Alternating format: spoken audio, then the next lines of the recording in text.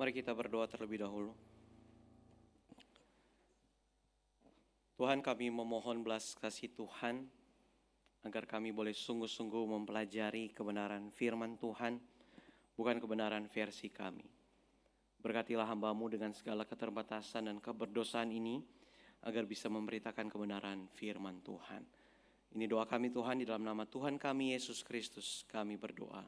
Amin. Shalom Bapak Ibu, selamat pagi. Merdeka. Merdeka. Puji Tuhan, dengan semangat kemerdekaan kita juga akan bersama-sama merenungkan kebenaran firman Tuhan hari ini. Mari kita buka Alkitab kita Bapak Ibu di dalam surat Yakobus. Yakobus pasal yang kedua, ayat yang ke-14 hingga ke-26.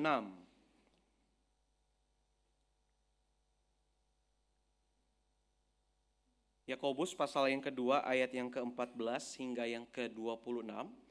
Jikalau Bapak Ibu sudah menemukan, kita akan membacanya silih berganti. Saya akan membaca ayat yang ke-14, demikian seterusnya kita bergantian hingga ayat yang ke-26. Yakobus pasal yang kedua, ayat 14 hingga ke-26. Kita akan baca silih berganti dimulai dari saya. Iman tanpa perbuatan pada hakikatnya mati. Apa gunanya saudara-saudaraku, jika seseorang mengatakan bahwa ia mempunyai iman, padahal ia tidak mempunyai perbuatan? Dapatkah iman itu menyelamatkan dia? Ayat 15.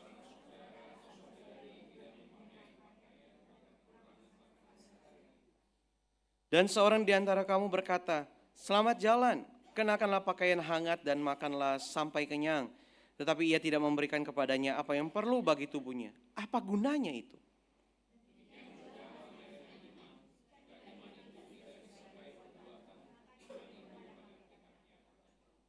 Tetapi mungkin ada orang berkata, engkau mempunyai iman dan aku mempunyai perbuatan. Aku akan menjawab, tunjukkanlah kepadaku imanmu itu tanpa perbuatan, dan aku akan menunjukkan kepadamu imanku dari perbuatan-perbuatanku.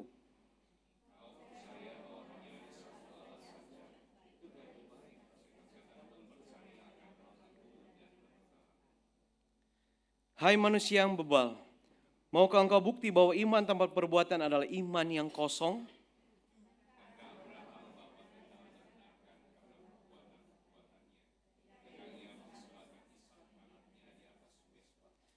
Engkau lihat bahwa iman bekerja sama dengan perbuatan-perbuatannya, dan karena perbuatan-perbuatan itu iman menjadi sempurna.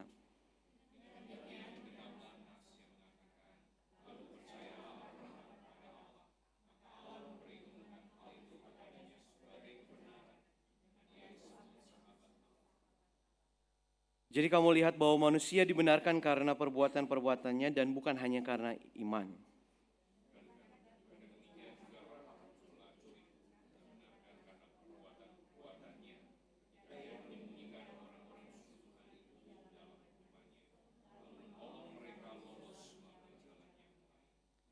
Sebab sebagaimana tubuh tanpa roh mati, demikianlah juga iman tanpa perbuatan mati. Sedemikian jauh bacaan firman Tuhan. Terpujilah Tuhan yang telah memberikan kebenaran itu bagi setiap kita. Kiranya kita boleh terus merenungkannya setiap hari. Bapak Ibu, sebelum kita akan bersama-sama masuk merenungkan dengan sebuah tema melakukan kebenaran adalah buah pembenaran, saya ingin Bapak Ibu mengajak Bapak Ibu sekalian untuk sedikit merefleksikan dengan sebuah pertanyaan, apa kebenaran itu? Apa itu kebenaran? Nah, untuk memudahkan kita merefleksikan apa itu kebenaran, saya akan nanti menunjukkan sebuah gambar. Tapi Bapak Ibu janji ya, jangan tanya kiri kanan Bapak Ibu ya.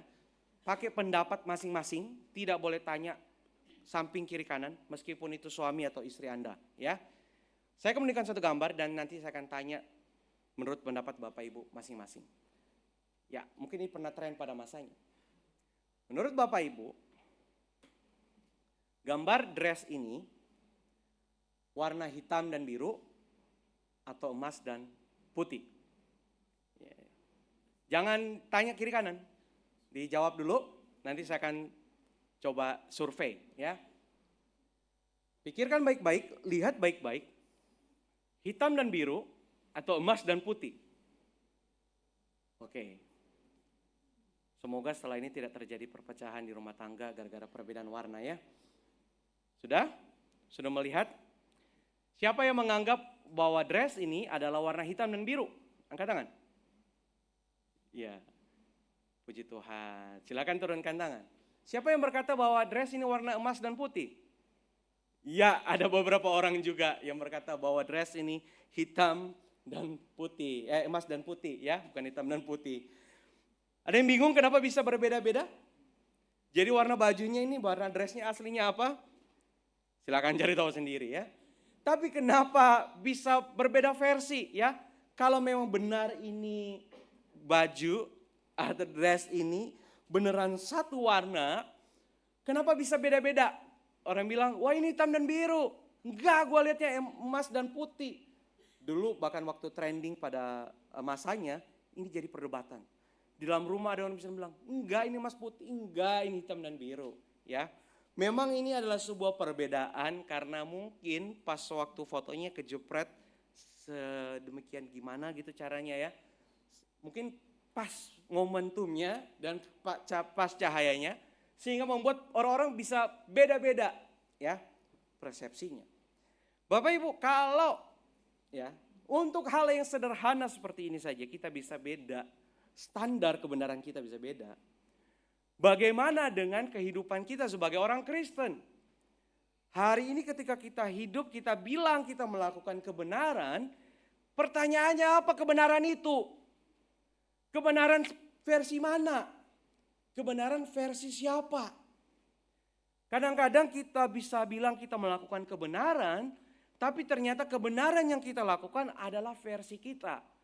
Versi bagaimana orang tua kita mendidik kita, versi bagaimana kita dibesarkan dalam lingkungan kita, versi apa kebenaran yang kita pelajari di sekolah, di tempat kita kuliah, di tempat kita bekerja. Semua ternyata kita pikir kebenaran versi Tuhan. Tapi ternyata yang kita lakukan hanya versi diri kita sendiri. Jadi kalau saya bertanya sekali lagi, apa kebenaran itu? Implikasinya kalau kita tidak bisa tahu apa itu kebenaran, bagaimana kita mungkin bisa menghasilkan kebenaran itu? Boro-boro Bapak Ibu. Ya, hari ini kita bilang buah pembenaran adalah melakukan kebenaran. Tapi kalau kita sendiri tidak mengerti dan tidak tahu apa itu kebenaran. Ya, bagaimana mungkin kita bisa melakukan kebenaran? Sekarang lagi trending di internet apa? POV, ya kan? Point of view, ya. Sebenarnya mau menunjukkan apa? Ini sebuah filsafat yang ingin menunjukkan semua bisa point of view yang berbeda-beda, ya. Menurut saya seperti ini, menurut kamu seperti ini, menurut kalian seperti ini. Dengan punya POV yang berbeda-beda, sedang membawa sebuah narasi bahwa kebenaran itu tergantung siapa? Tergantung orang yang melihat. Tergantung orang yang melakukan. Tergantung orang yang mengatakan bahwa itu adalah kebenaran. Kalau kita punya pemahaman seperti itu, maka sesungguhnya kebenaran itu tidak mutlak. Dan kebenaran itu tidak absolut. Karena kebenaran itu bertolak ukur kepada diri kita sendiri. Nah, bagaimana kita akan melihat kebenaran, buah kebenaran itu melalui kitab Yakobus ini. Ada yang tahu siapa Yakobus ini? Ada yang tahu?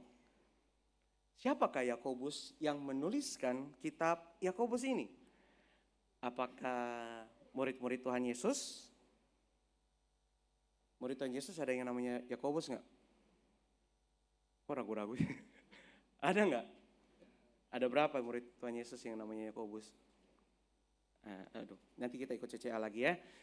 Apakah murid Tuhan Yesus yang bernama Yakobus yang menuliskan Yakobus ini? Atau Yakobus yang mana? Jawabannya adalah Yakobus saudara Yesus Kristus. Ya. Orang ini dimention di dalam Matius 13 ayat 55 sampai 56.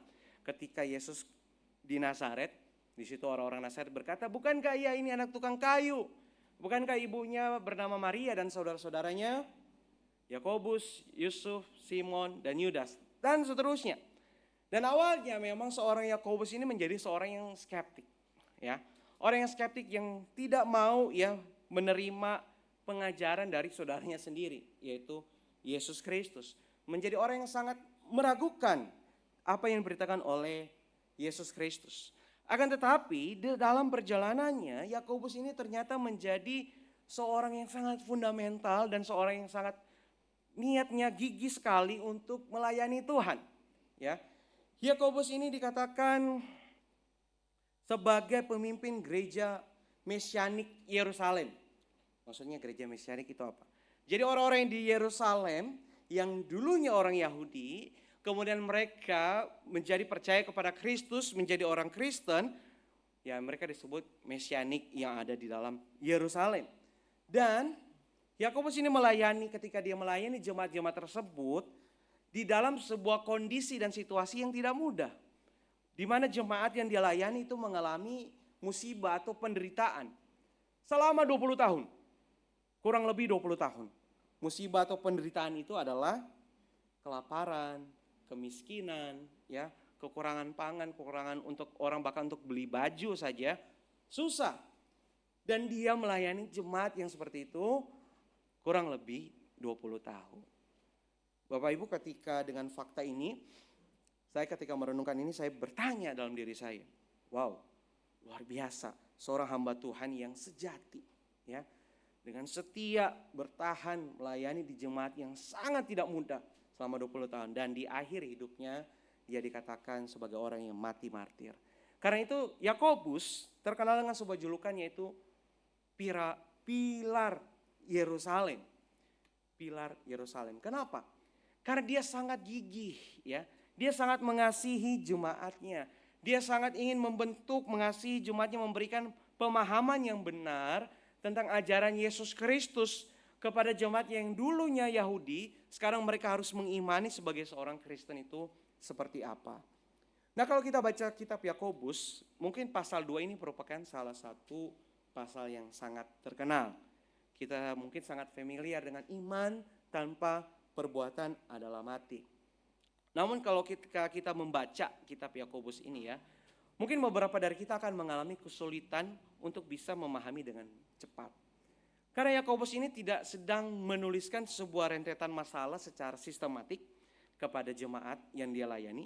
Yakobus juga tidak sedang menyinggung sebuah sekte atau ajaran tertentu yang sesat seperti mungkin Paulus yang melakukan. No, tidak seperti itu.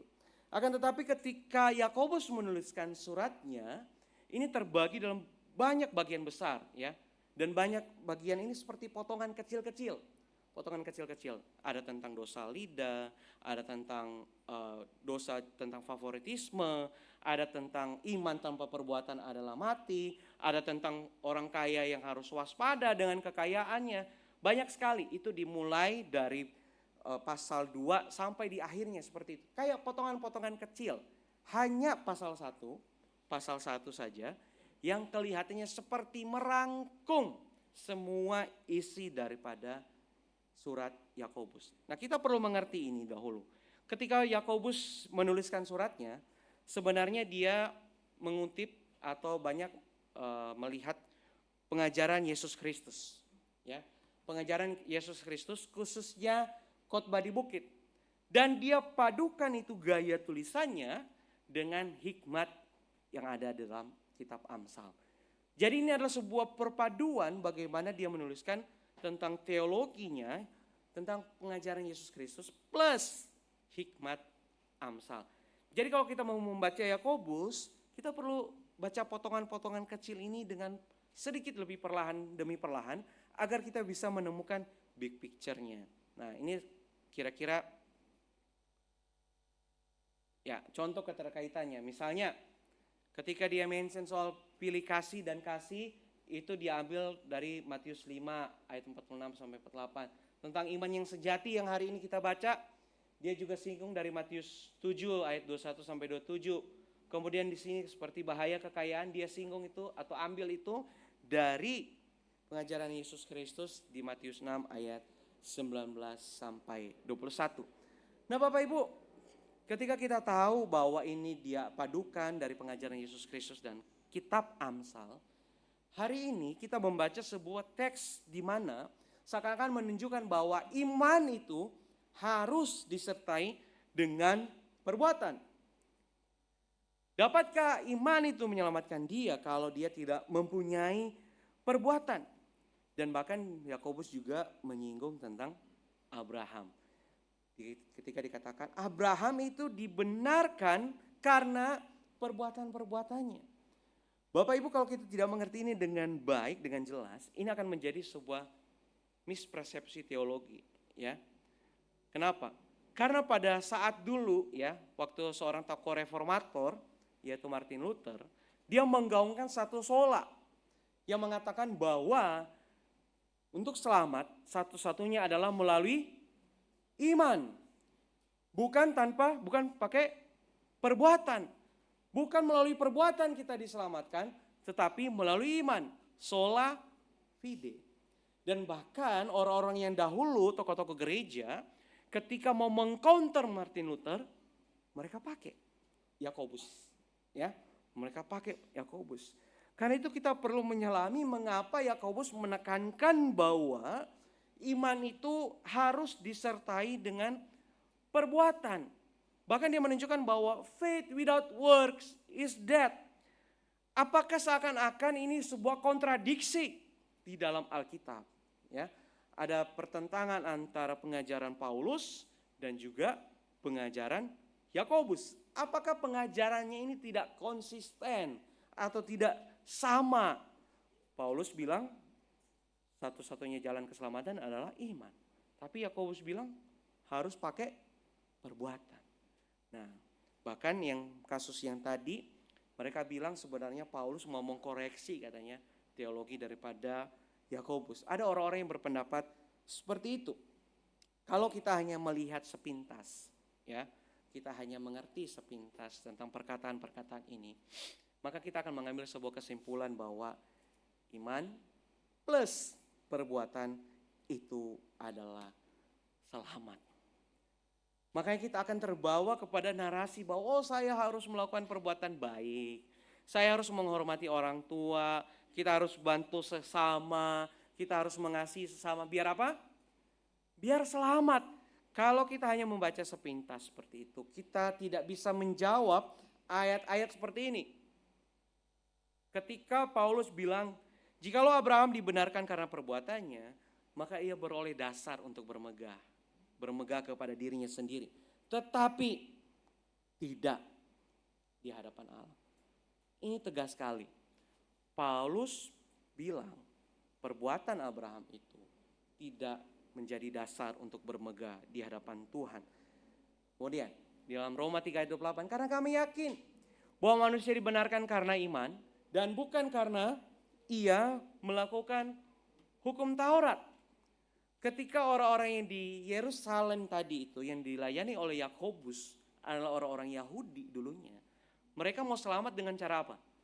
Melakukan Taurat. Itu adalah perbuatan yang bagi mereka mau menunjukkan keselamatan. Jadi sekali lagi, apakah Alkitab berkontradiksi? Apakah dalam pengajaran Paulus dan Yakobus ini tidak menunjukkan sebuah konsisten? Nah, Bapak Ibu, jawabannya adalah seperti ini. Jawabannya adalah apa yang mau dimention oleh Paulus dan mau dimention oleh Yakobus itu berbeda. Ya. Apa yang menjadi konteks daripada Paulus dan konteks daripada Yakobus itu berbeda.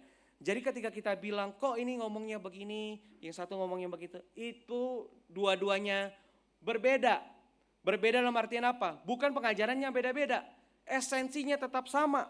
Ketika Yakobus bilang iman tanpa perbuatan itu adalah mati, karena pada waktu itu banyak jemaatnya yang munafik. Katanya mereka adalah orang-orang yang mengikuti ajaran Yesus Kristus. Akan tetapi dalam contoh dalam Yakobus 2 ayat 2 ayat 3 di sini katakan, dan kamu menghormati orang yang berpakaian indah itu dan berkata kepadanya, Silakan Tuhan, duduklah di tempat yang baik ini. Sedangkan berkata kepada orang yang miskin itu, kamu berkata, berdirilah di sana atau duduklah di lantai ini dekat tumpuan kakiku. Ini Yakobus sedang menyinggung orang-orang yang katanya punya iman kepada Yesus Kristus. Orang-orang yang katanya melakukan kebenaran Yesus Kristus. Tapi mereka membeda-bedakan orang. Ketika bertemu dengan orang yang perawakannya kaya, kelakuannya langsung baiknya minta ampun. Ya, ayo Tuhan, duduk di sini. Ini tempat paling baik, paling bagus. Tapi kalau ketemu orang yang miskin, orang yang derajatnya rendah, duduk sana. Di pinggir, di lantai, di bawah kaki. Munafik. Mereka berkata mereka punya iman, tetapi mereka memperlakukan orang dengan berbeda-beda. Apalagi pada masa itu yang tadi saya sebutkan. Ketika dalam konteks kelaparan, konteks kemiskinan, orang ingin memperlakukan orang yang kaya itu dengan baik. Buat apa? Biar orang yang kaya itu mengasihi dia.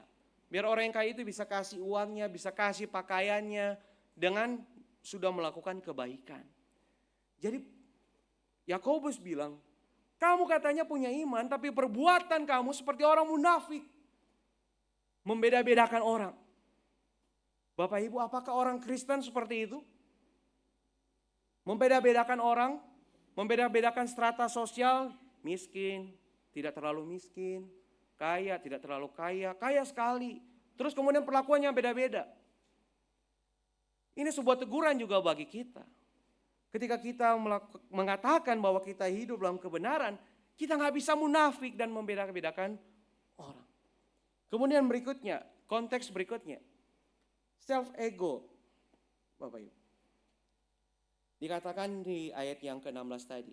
Dan seorang dari antara kamu berkata, selamat jalan, kenakanlah kain panas dan seterusnya. Maksud ayat ini apa? Yakobus ingin bilang, kamu tuh tahu ya. Kamu tuh tahu ada saudara-saudaramu yang berkekurangan. Yang mau pakai pakaian aja gak bisa. Gak punya uang buat pakai baju. Mereka kedinginan. Sudah kelaparan, kedinginan karena gak punya baju. Kamu tahu itu. Tapi kamu cuma bilang apa? Ya udah, sana cari kain panas ya yang bisa menghangatkan tubuh. Biar kamu bisa hangat. Cuma sekedar ngomong. Tidak ada hati yang tergerak untuk membantu saudara seiman. Enggak ada hati sama sekali. Semuanya self ego. Semuanya berpusat kepada diri sendiri. Dan merasa apa yang sudah dilakukannya ini adalah benar. Terfokus, terpusat kepada diri sendiri. Itu konteks jemaat pada masa itu. Jadi Yakobus tidak sedang mengatakan bahwa untuk selamat harus iman plus perbuatan. Tapi Yakobus sedang bilang, kalau kamu yakin kamu adalah orang beriman, tunjukkan itu. Tunjukkan kasihmu. Jangan tunjukkan kepura-puraan. Jangan tunjukkan kemunafikan. Jangan tunjukkan self-ego. Bapak Ibu, untuk memberikan pakaian, makanan, minuman di saat yang susah, itu sangat challenging Bapak Ibu. Kita kalau memberi di saat berlebihan gampang atau susah? Gampang kan? Wah, kalau berlebihan uang kita mau kasih ke siapa saja, gampang. Tapi di saat kita nggak punya apa-apa atau kita sangat-sangat ya pas-pasan, kemudian kita lihat ada orang yang jauh lebih membutuhkan dari kita, challenging bukan? Untuk kita bisa bantu orang tersebut. Tapi apakah kita merefleksikan diri kita? Apakah kita punya karakter atau konteks yang sama seperti jemaat pada waktu itu? Mereka adalah orang-orang yang munafik dan self-ego. Dan celakanya Bapak Ibu, bagi jemaat pada waktu itu, tindakan-tindakan mereka adalah kebenaran. Bagi mereka ya it's okay, kita juga kurang kok. Kita juga harus diperhatikan. Jadi gak apa-apa lah kita gak memperhatikan sesama. Nanti mereka punya berkat mereka sendiri. Bagi mereka itu adalah kebenaran. Sama sekali tidak ada tindakan nyata atau perbuatan nyata yang mereka lakukan untuk menunjukkan iman mereka untuk mengasihi sesama jemaat Tuhan. Jemaat yang dikasihi Tuhan. Kita menjadi orang Kristen sudah berapa lama? Apakah kita hidup dengan kebenaran versi kita? Jangan-jangan ketika kita datang ke sini, kita punya konteks yang sama. Kita datang dengan topeng, kita datang dengan kemunafikan kita datang dengan self-ego kita. Saya yang paling penting, saya yang harus dilayani, saya yang harus dikasihi.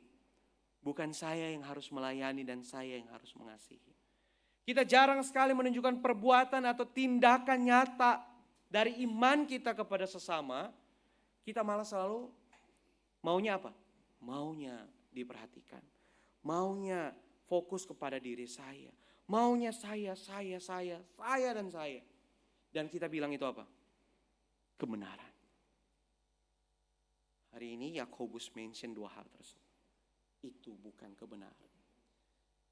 Bapak Ibu, ketika kita sebagai orang Kristen mempertahankan kebenaran yang demikian, self-ego, ya, kemunafikan, tahu nggak itu punya dampak buat gereja? Itu punya dampak yang besar buat jemaat. Ada sebuah survei buat anak-anak muda. Sekarang anak-anak muda yang jadi orang Kristen, selain Kristen keturunannya, maksudnya dari bapak emaknya Kristen, kemudian Kristen, itu sangat beda zaman sekali dengan waktu ya mungkin saya atau bapak ibu ketika percaya kepada Tuhan. Gak tahu ya, kalau saya dulu tuh sangat menggebu-gebu untuk ke gereja, untuk pelayanan, untuk ikut persekutuan, sangat kepingin sekali. Tapi kalau bapak ibu tahu sekarang sangat menurun ya. Wah, untuk mengajak anak-anak youth, remaja untuk beribadah, punya iman kepada Tuhan, bersekutu, itu gak gampang Bapak Ibu.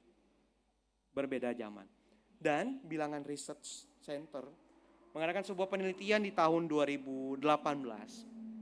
Memang udah cukup lama, namun risetnya seperti ini. Mereka ingin mencari tahu di Indonesia apa faktor yang membuat gereja itu kehilangan anak muda. Dan tahukah Bapak Ibu yang paling besar itu adalah apa? Pemimpin atau kepemimpinan gereja yang buruk. Dan bahkan secara tidak langsung mereka sedang menyinggung dengan gambar pastor atau hamba Tuhan. Miris, anak-anak muda tidak mau ke gereja karena mereka lihat apa? Hamba-hamba Tuhannya yang berperilaku buruk. Yang tidak sesuai dengan apa yang dikatakan di mimbar dan dalam kehidupan sehari-hari. Para pemimpin-pemimpin gereja yang mengakunya pemimpin, tapi ternyata di kantor, di keluarga, dimanapun, kelakuannya apa? Buruk. Sama nggak munafiknya? Sama. Kemudian ada yang kecil, ya kecil sebenarnya, 4%. Tapi ini sangat berarti. Jemaat gereja yang tidak memberikan teladan. Bapak Ibu, ini kenyataan yang harus kita akui. Bahwa ternyata ketika kita hanya menjadi Kristen yang self-ego dan Kristen yang munafik, yang tidak menunjukkan perbuatan kasih atau tindakan kasih kita dengan nyata, kita tidak menghidupi itu dalam gereja kita, ini researchnya. Saya nggak tahu apakah kalau di research lagi, angkanya akan naik apa turun. Kalau di research lagi tahun 2024, apakah akan naik atau turun? Dengan merenungkan ini, kita perlu bertanya-tanya dalam diri kita masing-masing. Apakah saya ini Kristen yang sudah benar-benar melakukan kebenaran itu, atau dengan kemunafikan dan self-ego saya? Bapak Ibu, karena itu Rasul atau Yakobus ini, ketika dia mau menegur jemaat, dia menegurnya tidak main-main. Dia menegurnya dengan sebuah perkataan yang sangat keras.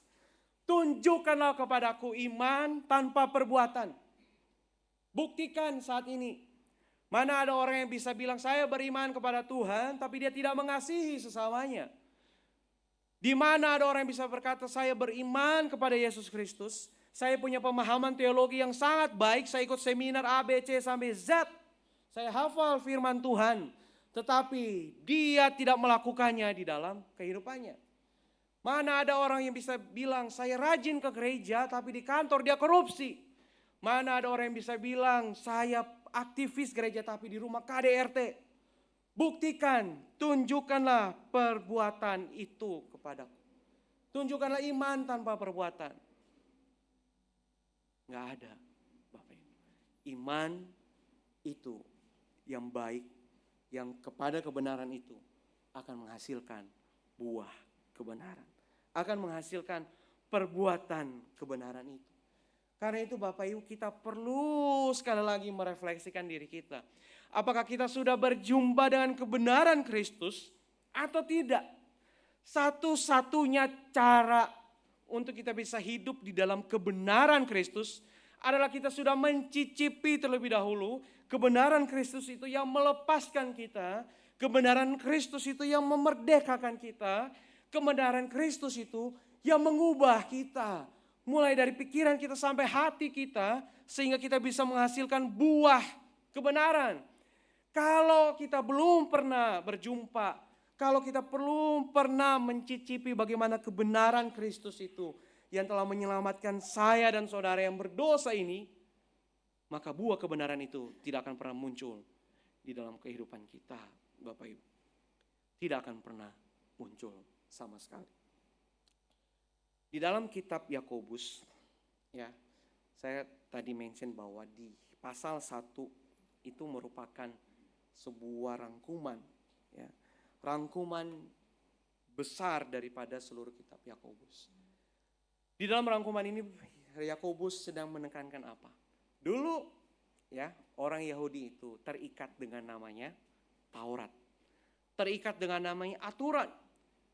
Melenceng sedikit tidak selamat. Salah sedikit tidak selamat. Berdosa sedikit tidak selamat. Dan saya yakin kalau kita masih ada di masa itu, setiap kita gak ada yang selamat hari ini. Jangankan setelah kebaktian melakukan dosa. Lagi duduk dengar khotbah juga bisa melakukan dosa. Se-fragile itu kita. Serapuh itu kita. Jadi Yakobus membuat sebuah rangkuman di mana dia mengutip dari pengajaran Yesus di dalam Matius 22. Yaitu hukum Taurat dan yang terutama adalah kasihilah Tuhan Allahmu dengan segenap hatimu dan kasihilah sesamamu manusia. Dia meletakkan ini, pengajaran daripada Yakobus ini ke dalam poin inti bagaimana manusia itu kalau bilang mengasihi Allah, dia juga harus bisa mengasihi sesama manusia. Dan ini disebut dengan Taurat kemerdekaan. Karena sudah tidak ada lagi ya Taurat yang mengikat itu. Sudah tidak ada lagi belenggu daripada dosa itu karena kita sudah dimerdekakan oleh pada kebenaran Kristus. Jadi ini adalah Taurat kemerdekaan.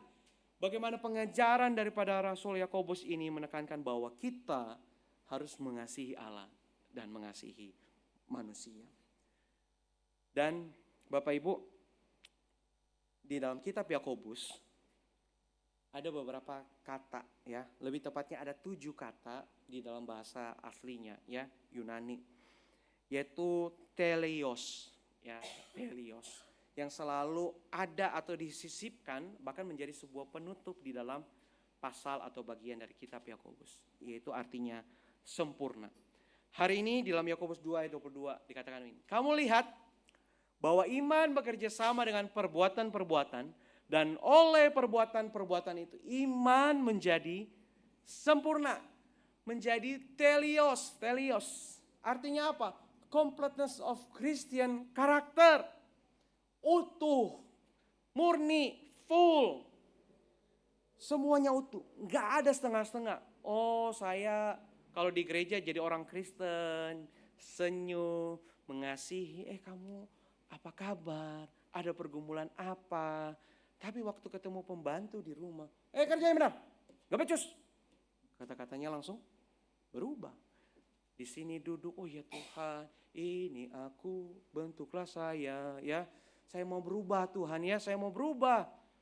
Keluar dari parkiran, hampir ketabrak ya, karena motor, mobil. Wah memang nggak ada ini, nggak ada itu ya. Memang ini, nah, langsung keluar dengan begitu cepat.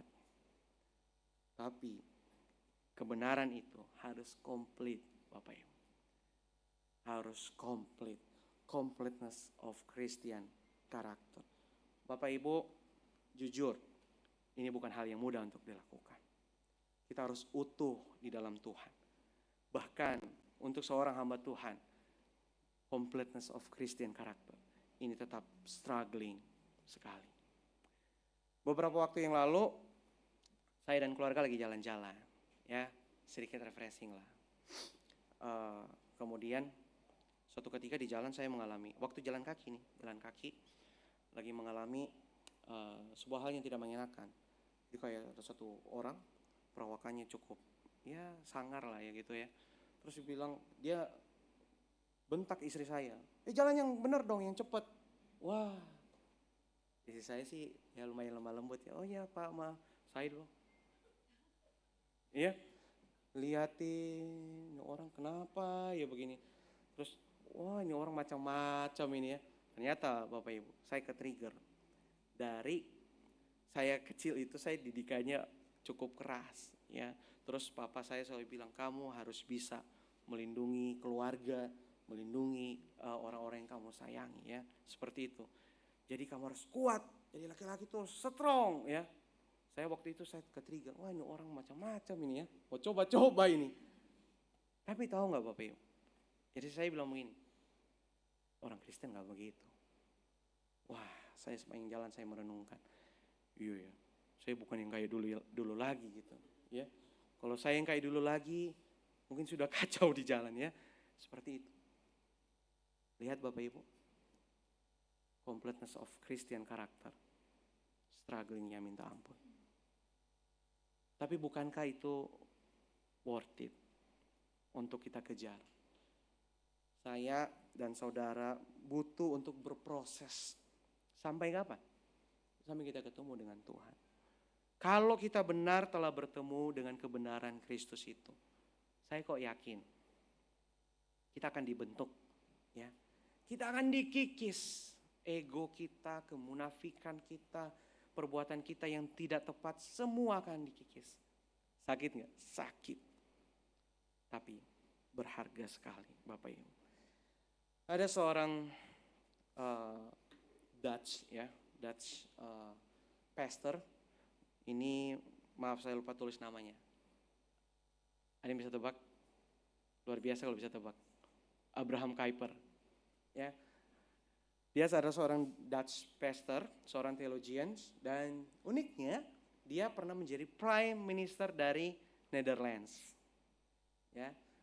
Hebat sekali, seorang hamba Tuhan yang punya sebuah dedikasi untuk negara, karena memang pada waktu itu dia sangat terbeban untuk memperjuangkan kesetaraan sosial, dan memang pada masa itu konteksnya mirip kayak Yakobus, di mana orang-orang Kristen tidak memperhatikan sesamanya, ya. Kesejahteraan sosial sesama manusia itu tidak diperhatikan sama sekali. Jadi orang-orang Kristen hidup dengan dirinya sendiri. Abraham Kuyper berkata seperti ini, Christian life is like a common grace to unbeliever.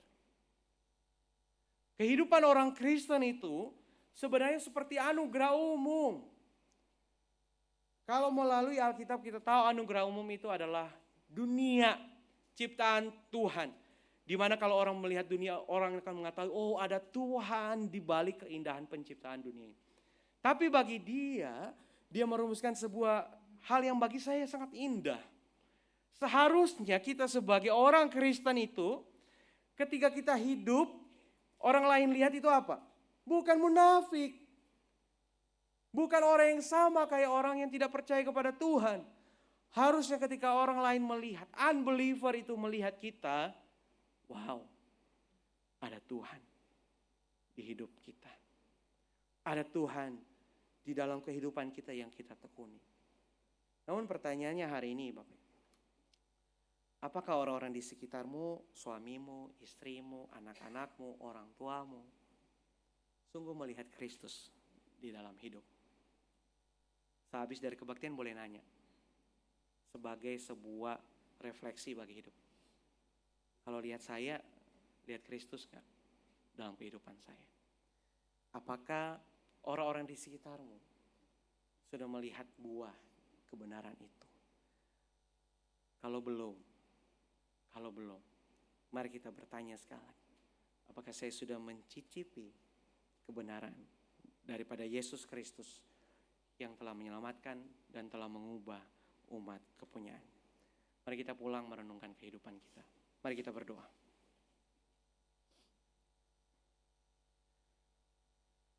Tuhan Allah Bapa kami dalam kerajaan surga, kami tahu kami harus hidup kudus di hadapan Tuhan. Ampuni kami jika terlebih kami gagal. Tapi hari ini melalui perenungan kami di dalam Yakobus, kami mau bertekad, berkomitmen untuk hidup melalui kebenaran Tuhan, bukan kebenaran versi kami. Bantu kami yang lemah ini Tuhan. Dampingi kami, berikan kami damai sejahtera di tengah-tengah pembentukan yang tidak gampang. Terima kasih Tuhan. Ini doa kami, dalam nama Tuhan kami Yesus Kristus kami berdoa. Amin.